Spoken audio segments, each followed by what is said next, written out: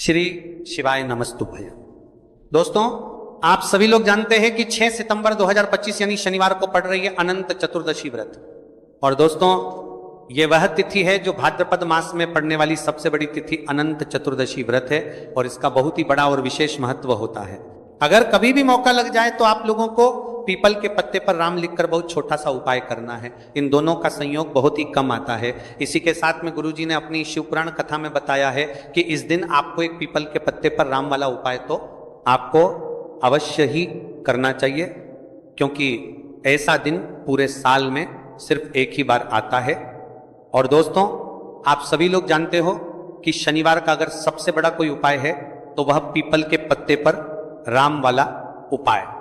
तो दोस्तों, शनिवार अनंत चतुर्दशी के दिन इस पीपल के पत्ते पर राम लिखकर बहुत छोटा सा उपाय करना है। बहुत सारे लोग होंगे जिन लोगों ने इस उपाय को ना किया हो, मतलब पूरा साल निकल गया, उन्होंने किसी भी दिन इस पीपल के पत्ते पर राम वाला उपाय को ना किया हो। पर दोस्तों, आपके पास एक पहला मौका बचा हुआ है, जो कि 6 सितंबर 2025 शनिवार अनंत चतुर्दशी के दिन है। इस दिन आप लोगों को इस वाले उपाय को जरूर कर लेना है। भले ही आपने पूरे महीने भर इस उपाय को ना किया हो, पर अगर आपने इस भाद्रपद महीने के शनिवार अनंत चतुर्दशी के दिन अगर इस वाले उपाय को कर लिया तो आपको इस उपाय को करने का वह फल मिलेगा जिसकी आपने कभी कल्पना भी नहीं करी होगी। इसीलिए आप लोग इस वाले उपाय को एक बार जरूर कर लेना है, ताकि आप लोगों के हाथ से ये मौका ना जा सके और आपको इस उपाय को करने का फल मिल सके। दोस्तों, यह उपाय अपनी अभी की ही श्री शिव महापुराण की कथा में बताया है जी। इस उपाय को आज हम आपको बहुत अच्छे से समझाने वाले हैं। इस वीडियो को देखने के शाम तक आज इस उपाय को समझने के लिए आपको कोई और वीडियो को देखने की जरूरत नहीं पड़ेगी। तो चलिए दोस्तों, उपाय को शुरू करते हैं। देखिए, इस भाद्रपद महीने के शनिवार अनंत चतुर्दशी के दिन यह इतना खास होता है, इतना महत्वपूर्ण होता है।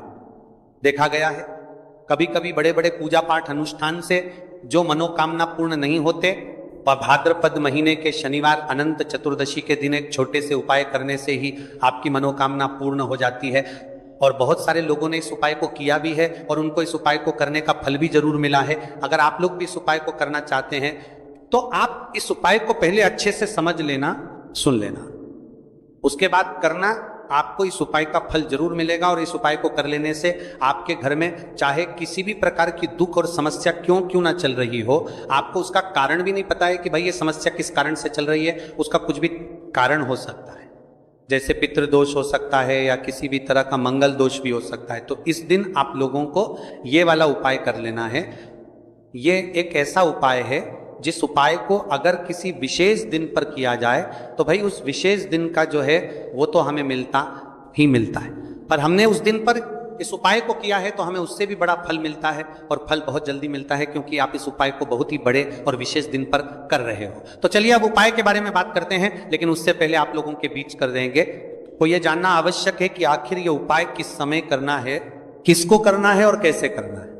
तो चलिए हम आगे आपको वीडियो में एक एक करके बता देते हैं। लेकिन उससे पहले अगर आप लोग हमारे चैनल पर पहली बार आए हैं या फिर मेरी आवाज आज पहली बार सुन रहे हैं तो हमारे चैनल को सब्सक्राइब जरूर कर लेना और इस वीडियो को लाइक करके कमेंट बॉक्स में श्री शिवाय नमस्तुभयं ओम नमः शिवाय जरूर टाइप कर देना। तो दोस्तों, इस पीपल के पत्ते पर राम वाला उपाय को हमें इस शनिवार अनंत चतुर्दशी के दिन कैसे करना है, किसको करना है, किस समय करना है और कहां पर करना है, ये सारे सवालों के जवाब आपको इस वीडियो में मिल जाएंगे।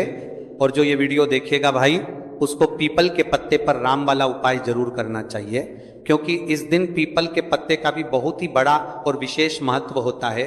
आ जाए पीपल के पत्ते पर राम वाला उपाय जरूर करने वाली है। 5 पर्वत पीपल के पत्ते पर राम वाला उपाय जरूर करना चाहिए। उपाय की तो ये सोने पर सुहागा वाली बात हो जाती है और ये एक बहुत ही बड़ा उपाय हो जाता है इस शनिवार का। तो अब दोस्तों, इस पीपल के पत्ते पर राम वाला उपाय को आखिर करना किसको है, सबसे पहले हम लोग वो बात जान लेते हैं। तो देखो, घर की जो बड़ी माताएं बहनें होती हैं, उन माताओं बहनों में से कोई भी एक बड़ी माता बहन इस वाले उपाय को कर सकती है। और दोस्तों, अगर आप चाहें तो अपने घर में से सभी सदस्यों को भी इस उपाय को करवा सकते हैं। अगर किसी व्यक्ति की खुद की कोई मनोकामना है, खुद की कोई दुख और परेशानी है जो कि वह अपने लिए ही करना चाहता है, इस वाले उपाय को तो वह खुद अपने लिए भी कर सकता है। बाकी अगर कोई घर में से ऐसा है जो कि अपने पूरे घर परिवार की सुख और शांति के लिए ये वाला उपाय करना चाहता है तो भाई वह भी कर्म है सकता है, उसमें भी कोई दिक्कत वाली बात नहीं है। कहने का मतलब यह है कि इस उपाय को हर एक सदस्य भी कर सकता है और पूरे घर परिवार के सदस्य के लिए घर की बड़ी माताओं बहनों में से कोई एक माता बहन भी कर सकती है।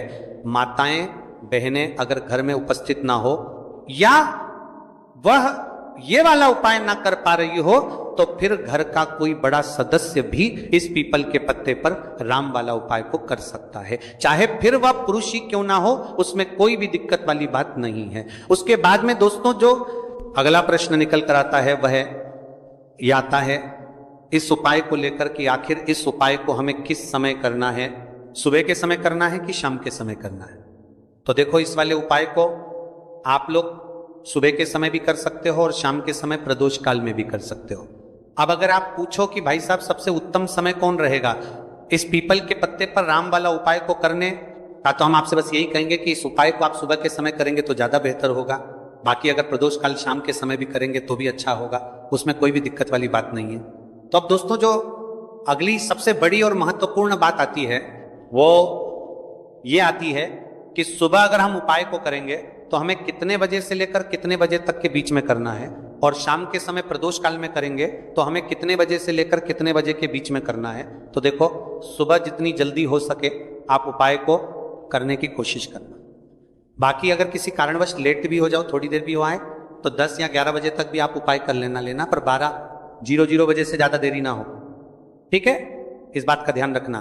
उसके बाद में दोस्तों अगर शाम के समय प्रदोष काल की बात करें, प्रदोष काल का जो समय है होता है वह शाम के 6 बजे से शुरू हो जाता है। मतलब शाम के 6:00 बजे से लेकर 7 बजे के बीच का जो समय होता है ये समय प्रदोष काल का समय होता है। तो आप इस उपाय को 7 या 8 बजे के बीच में भी कर सकते हो, मतलब शाम के 6 बजे से रात 8, कभी भी इस वाले उपाय को कर सकते हो, उसमें कोई भी दिक्कत वाली बात नहीं है। हमें किसी भी दिन आपको पीपल के पत्ते पर राम लिखकर बहुत छोटा सा उपाय करना है, ऐसा समझ लीजिए। जितने भी आपके शत्रु हैं, जो भी आपके विरोधी हैं, दुश्मन हैं, जो आपको हर तरफ से परेशान कर रहे हैं, अब उन शत्रुओं की अकड़ निकलेगी। शत्रु का किया कराया भी तुरंत हट जाएगा जब शनिवार में आप इस छोटे से उपाय को करेंगे। तो देखिए आज की वीडियो विशेषकर उन लोगों के लिए ही है जो अपने जीवन में शत्रुओं से और दुश्मन से बहुत ज्यादा परेशान हो चुके हैं। देखिए जगत जननी मां जगदम्बा का हम शनिवार में पूजन करते हैं और उनसे जुड़े हुए उपाय करते हैं। साथ ही साथ आपको बता दें कि शनिवार में संकट मोचन हनुमान जी का पूजन करने से और उनसे जुड़े हुए कुछ उपाय करने से जीवन के बड़े से बड़े कष्ट भी क्षण भर में दूर हो जाते हैं। तब बहुत कम समय में आपके शत्रु और आपके विरोधी आपके जीवन से दूर हो जाएंगे। आपके दुश्मन लाख कोशिश करने के बाद भी आपका बाल भी बांका नहीं कर पाएंगे अगर आप शनिवार में इस छोटे से उपाय को कर लेते हैं। आप देखिए आज का जो समय है ये कलयुग का समय है और कलयुग के एकमात्र देवता जो अपने भक्तों के जीवन से सारे कष्टों को दूर कर देते हैं वह स्वयं है संकट मोचन हनुमान जी। और संकट मोचन हनुमान जी का पूजन अगर आप शनिवार में करते हैं और उनसे जुड़ा हुआ ये छोटा सा उपाय अगर आप शनिवार में किसी भी दिन कर लेते हैं तो ऐसा समझ लीजिए आपके जो शत्रु हैं, आपके जो विरोधी, आपके जो दुश्मन हैं, ये किसी भी तरह से आपको परेशान करने का प्रयास कर लें, आपका बाल भी बांका नहीं कर पाएंगे। दूसरी चीज, अगर आपके शत्रु ने आपके ऊपर कोई भी तंत्र मंत्र करवा रखा है, कोई भी जादू टोना, कोई भी ब्लैक मैजिक आपके ऊपर करवा दिया है या करवाने का प्रयास कर रहे हैं, ऐसा समझ लीजिए वो क्या कराया आप तक पहुंचेगा ही नहीं। और अगर आप तक पहुंच गया है कोई भी ब्लैक मैजिक तुरंत हट जाएगा जब आप इस छोटे से उपाय को शनिवार में करेंगे। देखिए उपाय छोटा है लेकिन बहुत महादिव्य चमत्कारी है। मतलब उपाय को करने में ना तो आपका ज्यादा समय जाएगा, ना ही इसमें आपके ज्यादा पैसे लगने वाले हैं। और ऐसा समझ लीजिए कि एक बार ही अगर आपने इस उपाय को शनिवार में कर लिया तो इसका महादिव्य चमत्कार आप खुद देख लेंगे। तो शनिवार के जो 9 दिन होते हैं ये बहुत ही सिद्ध दिन होते हैं। मतलब शनिवार के दिनों में 9 माता रानी हमारे घरों में आती हैं, अपने भक्तों के जीवन से कष्टों को दूर करती हैं।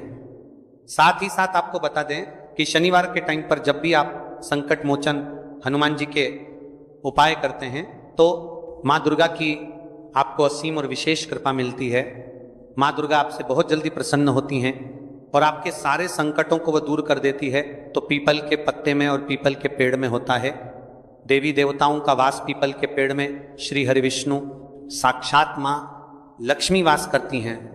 पीपल के देव में हमारे पितरों का वास होता है। पीपल का जो पेड़ होता है, इसका पूजन करने से शनिदेव की कृपा, उनका आशीर्वाद मिलता है। और पीपल का पत्ता जो है, इसका उपाय शनिवार में करने से व्यक्ति के जीवन से बड़े संकट और कष्ट दूर हो जाते हैं, जिसमें कि शत्रु और आपके दुश्मन जो हैं ये पूरी तरह परास्त हो जाएंगे, चारों खाने चित हो जाएंगे और कभी भी आपका कुछ नहीं बिगाड़ पाएंगे। अगर ये उपाय आप करते हैं तो देखिए, ये उपाय स्त्रियां भी कर सकती हैं, पुरुष भी कर सकते हैं। किसी भी दिन आप इस उपाय को कर सकते हैं, ठीक है ना। इसमें दिन आपको नहीं देखना है कि किस दिन करें, जिस दिन आप चाहा उस दिन इस उपाय को आप कर सकते हैं। तो शनिवार अनंत चतुर्दशी के दिन आपको पीपल का पत्ता तोड़ना नहीं है, उससे एक दिन पहले ही तोड़कर आप पीपल का पत्ता ले आए, या गिरा हुआ जो पत्ता होता है पीपल का वो आप ले लें, ठीक है ना। बस इस चीज का आपको ध्यान रखना है कि शनिवार अनंत चतुर्दशी के दिन पीपल के पेड़ से कोई भी पत्ता हम नहीं तोड़ते हैं। इस चीज का आपको विशेष ध्यान रखना है। तो आपको लेना हो है पीपल का एक पत्ता और शुद्ध जल से उसे साफ कर लेंगे पहले, जिससे कि धूल मिट्टी अगर पीपल के पत्ते पर हो तो वो हट जाए।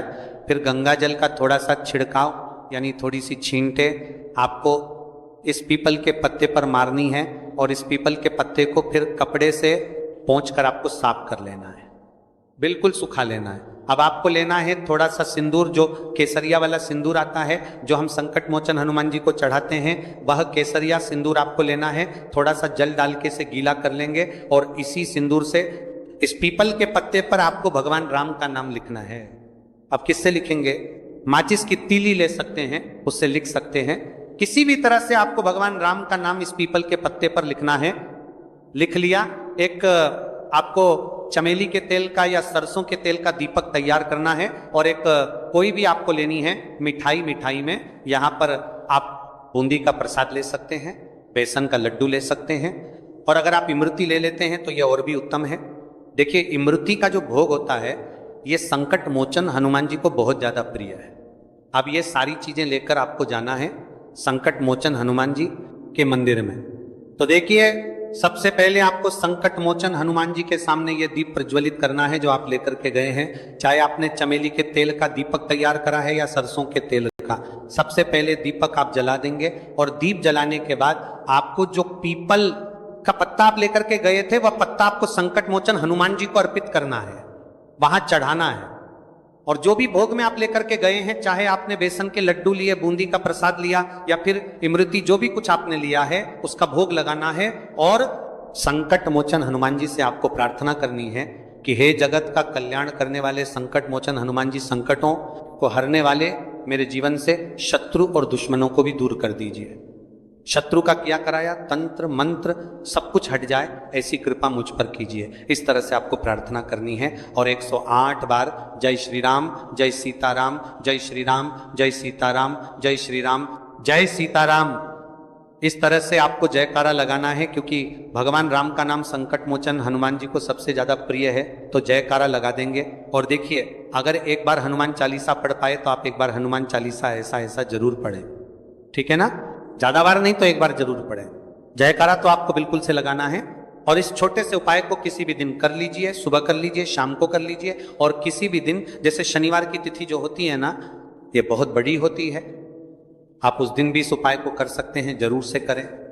शत्रुओं और दुश्मन, आपके जो विरोधी हैं, ये पूरी तरह चारों खाने चित हो जाएंगे, और आपका बाल भी वहां का नहीं कर पाएंगे। तो देखिए, इस उपाय को आप 9 दिन भी कर सकते हैं, 2-3 बार भी कर सकते हैं। अगर आप ज्यादा बार नहीं कर पा रहे हैं तो एक बार आपको इस उपाय को जरूर से करना चाहिए। तो देखिए, इस उपाय को करने से जो आपके सामने शत्रु हैं वह भी परास्त हो जाएंगे। जो पीठ पीछे वार करते हैं, पीठ पीछे तंत्र मंत्र करवाते हैं, वो शत्रु भी चारों खाने चित्त हो जाएंगे। बस छोटा सा उपाय है, जरूर करें। तो देखिए, अब बात कर लेते हैं अपने एक बहुत छोटे से उपाय की, जिसे शनिवार में करने से आपकी हर मनोकामना पूरी हो जाती है। ये उपाय आप अपने घर पर ही कर सकते हैं, कहीं जाने की आवश्यकता नहीं। कोई भी ऐसी विश जो बहुत लंबे समय से अधूरी है, पूरी नहीं हो रही है, या धन को लेकर आप बहुत परेशान हैं, या घर में संकट कष्ट बहुत आते हैं, बीमारियां बहुत आती हैं, तो एक लाल पुष्प, जैसे कि गुलाब का फूल भी लाल होता है, आप जरूर से अपने घर के मंदिर में मां दुर्गा को अर्पित करें और एक देसी घी का दीपक लाल बाती का जलाकर मां का पूजन करें। शनिवार में अगर लाल रंग से जुड़ा हुआ ये उपाय आप करते हैं, आपकी सारी मनोरथ, सारी मनोकामनाएं मां पूरा कर देंगे, क्योंकि लाल रंग मां दुर्गा को बहुत प्रिय है। लाल पुष्प और लाल रंग की बाती का दीपक आपकी बड़ी से बड़ी मनोकामना को भी पूरा कर देगा। शनिवार में यह उपाय आप किसी भी दिन कर सकते हैं। दूसरे उपाय के हल्दी वाला जल आपको अपने घर में किस जगह पर डालना है और उपाय को कैसे करना है और कैसे ये हल्दी वाला जलते भाद्रपद महीने का शनिवार अनंत चतुर्दशी के दिन जब आप अपने घर में डालते हैं, छींट है, उपाय को करते हैं, तो सीधे सीधे मां लक्ष्मी आपसे प्रसन्न होकर आपके घर में आती हैं और श्री हरि विष्णु के साथ आती हैं। स्थिर लक्ष्मी का आपके घर में वास होता है। कहने का मतलब है कि फिर कभी भी मां लक्ष्मी आपके घर को छोड़कर नहीं जाती है। जो लोग कहते हैं कि हमारे घर में धन तो आता है लेकिन चला जाता है तारी के साथ, लेकिन फिजूल खर्ची बहुत है। धन तो घर में आता है लेकिन तिजोरी कभी धन से भरी नहीं रहती है, खाली हो जाती है। तो 90 पर लोग ऐसे होते हैं जिनके जीवन में यह समस्या होती है कि हमारे घर में स्थिर लक्ष्मी का वास नहीं है। देखिए, हम सभी चाहते हैं ना कि मां लक्ष्मी और श्री हरि विष्णु हमेशा हमारे घर में रहे, उनका आशीर्वाद बना रहे, हम हमारे जीवन के जितने भी दुख हैं उनका सामना जो है बहुत आसानी से कर सके। देखिए, जब व्यक्ति के पास पैसा नहीं होता है ना, तो वो बहुत सारे कष्ट दुख उसके जीवन में जब आते हैं उनका सामना भी नहीं कर पाता है, और जब उसका आर्थिक पक्ष मजबूत होता है तो बहुत सारी समस्याएं उससे अपने जीवन में जो आती हैं वह छोटी लगती हैं। लेकिन अगर पैसा भी पास नहीं है तो छोटी छोटी प्रॉब्लम्स और छोटी के अंदर छोटी चीजें जो हमारे जीवन में आती हैं वो भी बहुत बड़ी लगने लगती हैं। तो आपको करना क्या है, आपको यहाँ पर लेना है गंगा जल। तो देखिए, सबसे पहले तो आपको अपने पूरे घर में गंगा जल का छींटा लगाना है, ठीक है ना। गंगा जल आपके घर से जितनी भी नेगेटिव एनर्जी होती है उसे बाहर कर देता है, ठीक है ना। गंगा जल का छिड़काव जब आप करते हैं, उसके बाद कोई पूजा पाठ करते हैं, कोई उपाय करते हैं, वो पूरी तरह से सफल होता है, क्योंकि आपके घर में पॉजिटिव एनर्जी, सकारात्मक ऊर्जा आ जाती है, ठीक है ना। तो इतना करने के बाद आपको क्या करना है, एक लोटे के अंदर या एक कटोरी किसी भी चीज के अंदर आपको अपने घर का शुद्ध जल लेना है। ले लिया, उसके बाद पिसी हुई हल्दी उसके अंदर मिलानी है, मिला दी। जब हल्दी आपको मिलानी है, ठीक है ना, उस समय आपको श्री हरि विष्णु का ध्यान करना है। श्री हरि विष्णु से प्रार्थना करनी है कि मेरे घर में धन बढ़े और कभी भी मेरे घर की जो सुख समृद्धि है उसमें कमी ना आए, ठीक है ना। जब आप जल मिला लेंगे उसके बाद आपको तुलसी का एक पत्ता लेना है। तुलसी का पत्ता पहले ही तोड़ लें। शनिवार अनंत चतुर्दशी के दिन भूलकर भी आपको नहीं तोड़ना है तो वाले दिन नहीं तोड़ेंगे, उससे पहले ही तुलसी का पत्ता तोड़कर रख लें।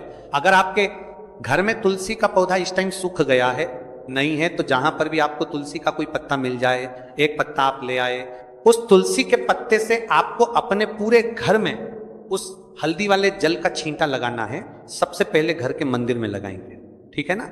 फिर जितने भी रूम है, कमरे हैं, वहां पर लगाएंगे, घर के मुख्य द्वार पर लगाएंगे।